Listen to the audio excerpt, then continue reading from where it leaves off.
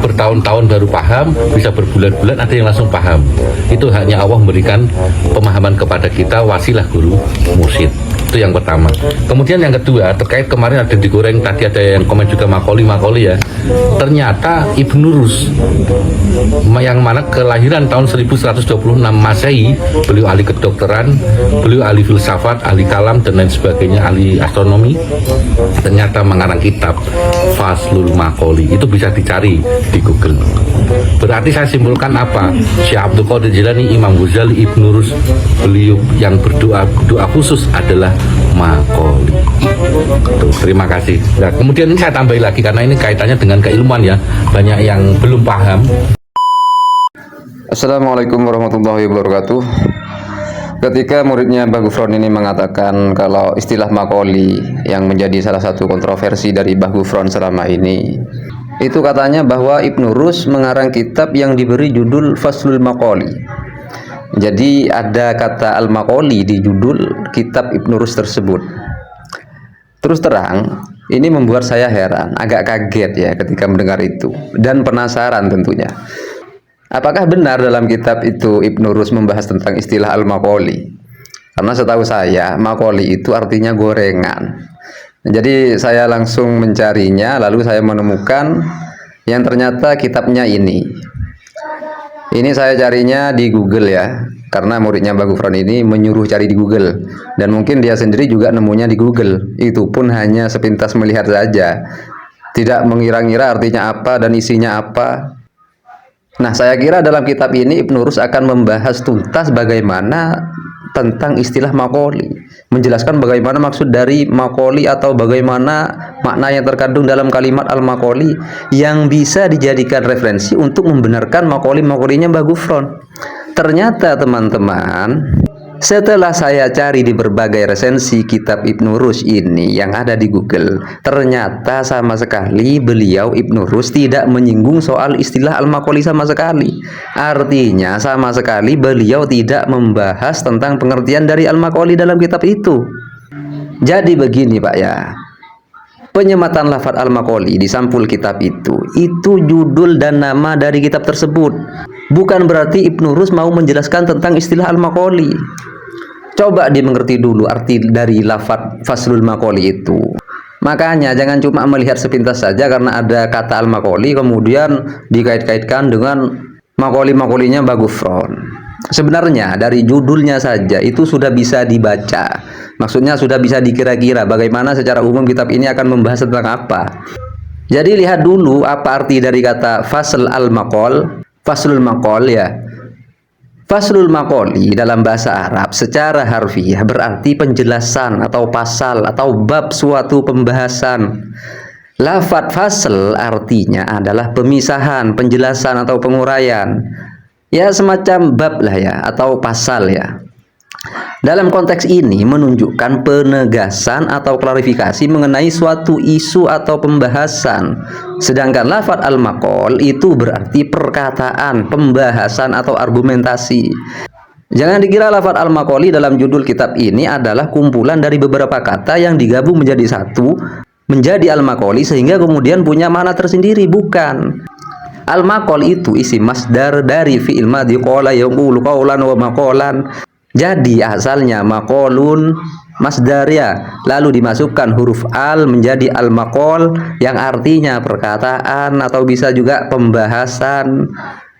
Kemudian nama atau judul lengkap dari kitab ini adalah Faslul Maqoli fi ma bainal hikmati was syariati minal ittisoli. Nah, arti dari lafaz tersebut yang menjadi judul kitab ini ialah penjelasan atau pasal sebuah pembahasan atau argumentasi tentang hubungan antara hikmah yakni filsafat dan syariat. Jadi kitab ini isinya membahas berkaitan dengan filsafat dan syariat, bukan mau membahas tentang istilah Makoli. Oh, mungkin karena ada lafaz al-maqol diharkati al-maqoli, atau karena ada lafaz al-maqoli lalu dikira ada hubungannya dengan al-maqolinya Mbah Gufron. Ya gak begitu juga Pak. Lafaz al-maqoli itu dibaca jar huruf akhirnya yang mana tanda jarnya adalah kasroh, itu karena menjadi mudhof ilaih dari mudhof yang berupa lafaz faslun. Maka bacaannya menjadi faslul maqoli. Ini susunan idhofah.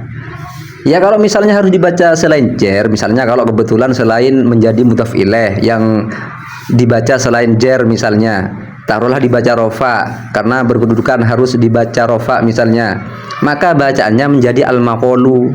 Terus kalau misalnya harus dibaca nasab, maka jadinya al-maqola. Gitu Pak. Masa gara-gara ada lafadz al-maqoli di kitab itu lalu dianggap kalau al-maqolinya Mbah Gufron itu juga disampaikan oleh ulama atau dibahas oleh ulama? Jangan dikira semua orang itu bodoh Pak ya, sehingga semua orang itu bisa dibodohi. Jangan Pak.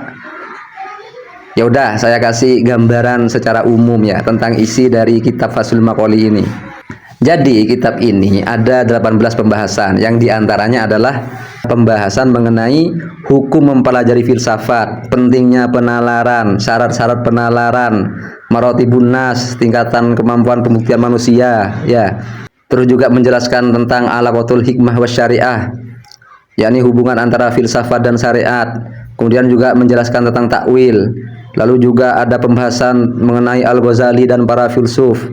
Kemudian ada juga pembahasan tentang al-ilmul ilahi, ilmu ketuhanan. Lalu juga pembahasan tentang al-alam bainal qidam wal hudus, alam antara qadim dan baru. Lalu juga ada pembahasan al-zahir wal batin, makna lahir dan batin, juga menerangkan tentang hari kebangkitan. Kemudian juga tentang maksudus syar'i, tujuan syariat, lalu juga menjelaskan tentang turukut tasdik, metode pembuktian kebenaran. Juga ada pembahasan tentang aliran dalam Islam dan takwil. Lalu juga menjelaskan metode pengajaran syariat. Yang intinya dari semua sub-sub judul yang ada di kitab ini itu tidak ada yang membahas tentang al-maqoli. Nah, secara umum ada beberapa pokok pembahasan dalam kitab Fathul Maqoli ini yang berusaha ditonjolkan oleh Ibnu Rushd. Jadi beberapa pokok pembahasan tersebut diantaranya adalah yang pertama mendamaikan filsafat dan syariat, yang kedua metode takwil sebagai titik temu kedua entitas filsafat dan syariat, dan yang ketiga penjelasan mengenai isu-isu sentral yang merupakan titik pangkal konflik antara filosof dan kelompok anti filsafat. Jadi gak ada sama sekali penjelasan tentang makoli-makoli dalam kitab ini Pak. Ayolah, kalau Anda mau membela atau membenarkan guru Anda, jangan kayak gini caranya ya. Jangan kayak gini, malah makin kelihatan kalau makoli-makoli guru Anda itu yang diucapkan, yang sering diucapkan oleh guru Anda itu memang tidak punya dasar keilmuan sama sekali. Yang begini ini mau dibilang ilmiah dan saintifik seperti kata Gus Fuad Pleret itu.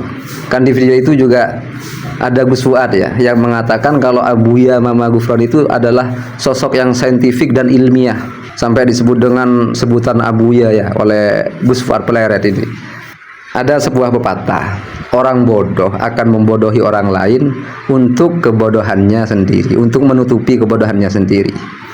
Demikian, semoga bermanfaat. Assalamualaikum warahmatullahi wabarakatuh.